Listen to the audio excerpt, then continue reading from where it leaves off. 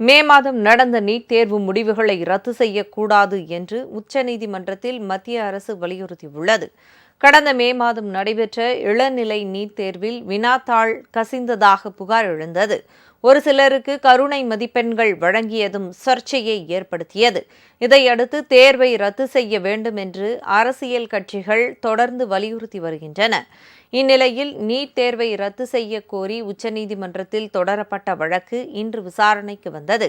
அப்போது மத்திய அரசு தரப்பில் தாக்கல் செய்யப்பட்ட பதில் மனுவில் நீட் தேர்வு முறைகேடு புகார்களை விசாரிக்க சிபிஐக்கு உத்தரவிட்டுள்ளதாக தெரிவிக்கப்பட்டுள்ளது.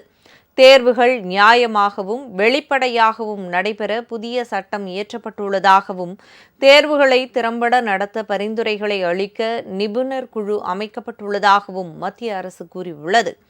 அண்மையில் நடந்து முடிந்த நீட் தேர்வை ரத்து செய்தால் லட்சக்கணக்கான மாணவர்கள் பாதிக்கப்படுவார்கள்.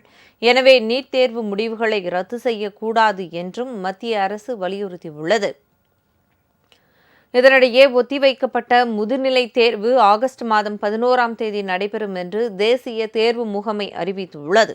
காலை மற்றும் மதியம் என 2 பிரிவுகளாக தேர்வு நடைபெறும் என்றும் தெரிவித்துள்ளது.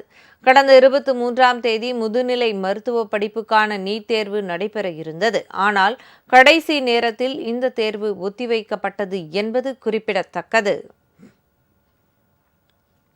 உங்கள் ராஜ் நியூஸ் தொலைக்காட்சியில் திங்கள் முதல் வெள்ளி வரை தினந்தோறும் பிற்பகல் 2 மணிக்கு உங்கள் பகுதியில் உள்ள குறைகளை நேரலையில் தெரிவிக்கும் புகார் பெட்டி நிகழ்ச்சி.